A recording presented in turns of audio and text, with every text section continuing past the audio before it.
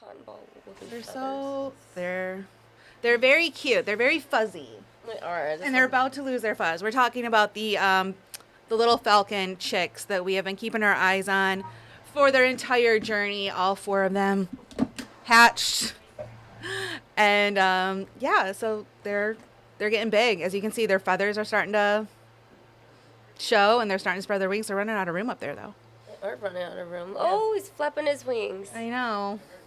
The little poofy little wings. Hard to tell which one was the what was the runt. We can't really tell. Look at the screen. I don't know.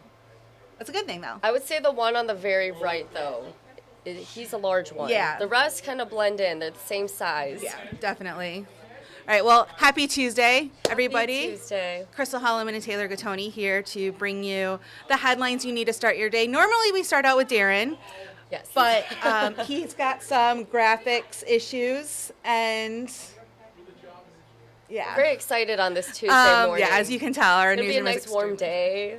Yeah, Darrin said, you know what, just tell everybody it's going to be 80 degrees and sunny. And I was looking at the First Alert weather app this morning, 82 degrees. Mm-hmm.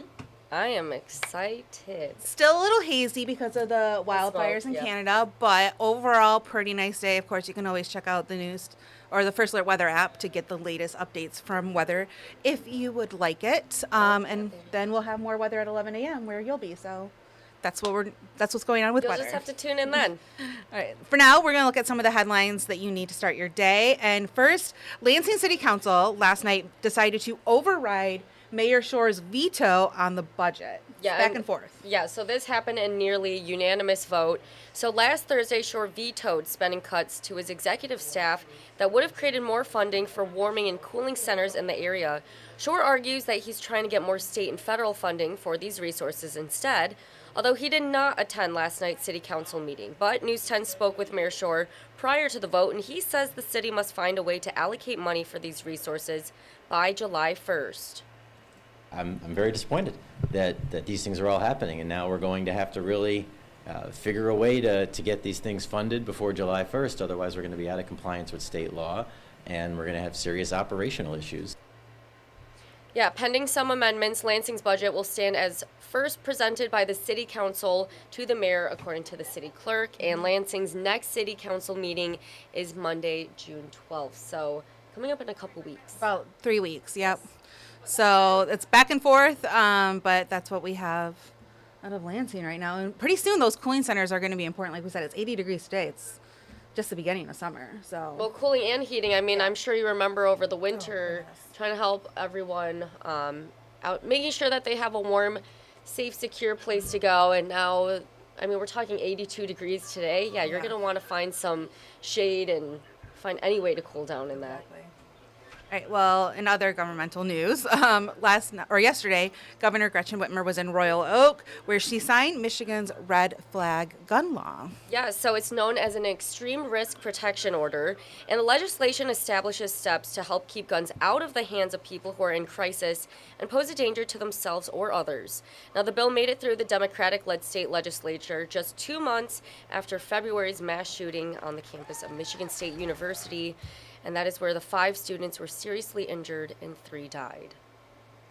So we must act because week after week in America, we see grim, familiar headlines. Every place you can think of, every situation you can imagine has been shattered by gun violence. And so many of the perpetrators showed warning signs beforehand. Well, Michigan is now one of 20 states that have some sort of red flag law in place. And as we were just talking about, you can tell by the weather today that Memorial Day is just around the corner, and that means travel. And, lots of travel. Airlines are expecting it to be super busy for this upcoming weekend, and I don't blame them with all this warm weather. Not at all. Well, honestly, you could stay right here, right? You could. But, hey, people want to travel for Memorial. So, yeah, major airlines expect a lot of passengers. Both American and United Airlines, they anticipate serving nearly 3 million passengers each. So American Airlines, the world's largest carrier, in terms of the number of workers, has added more than 17,000 employees since 2021, just 2 years ago. And United Airlines says it has hired 7,000 new employees since the start of the year. And they are planning for its busiest Memorial Day holiday in more than a decade. That is impressive. Wow.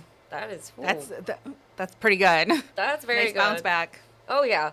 So last Memorial Day weekend, carriers canceled 2,500 flights due to staffing shortages. I'm sure Remember that? that was It was a whole nightmare. staffing shortage. Yeah. Just, not even with, airlines. This is everywhere. Everywhere. Shortages. And We were just still talking about it seeing now. yesterday. Yeah, we were.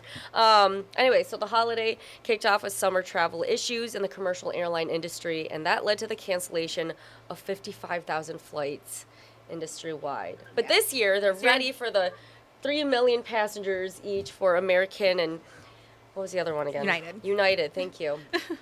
All right. Well, what can viewers expect today on News 10 today at 11? Yes, so state lawmakers are holding a press conference this morning to say that Michigan transitioning to 100% clean and renewable energy is a top priority. So that's what we'll be talking about there. Next, Waverly High School students are getting a chance to meet and network with young African entrepreneurs. And tonight is the night. Boy, a huge good luck to Grace West of Canton, that we will find out who will be the winner on The Voice. Now, one of the finalists who was competing, like I said, Michigan native Grace West. And last night, Grace and her competitors had to sing 2 songs, Crystal, to capture the judges and America's vote for the final time. So that is exciting. Canton's about an hour and 15, I think, away from our area. So yeah, she is close by. We wish her all the best of luck. I can't imagine. And, Another season of The Voice with Michigan well represented. Oh, yeah. I actually knew someone else who was auditioning for The Voice. They were chosen by Chance the Rapper. They only made it so far, but she is also very talented. All So we right. could have had a few Michigan people. Yeah. There you go. I love it. Go Michigan. All right. Well, you'll also be back at 2 o'clock.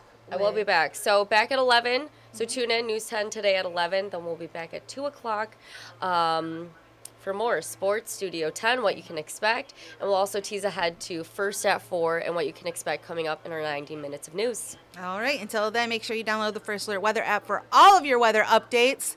And we will have our meteorologist back at 11 o'clock. So. Yes. Until then, I'll be your little meteorologist for now. Get your Yeah. sunscreen, get your sunglasses, get the bottle of water because Yes. it is going to get hot. And no chance of rain for the next several days. But we're going to need that rain eventually. We will. And it'll eventually come, and then we're going to not want Get it. rid of but- some of that pollen. I was a little stuffy yesterday. I don't know if you heard.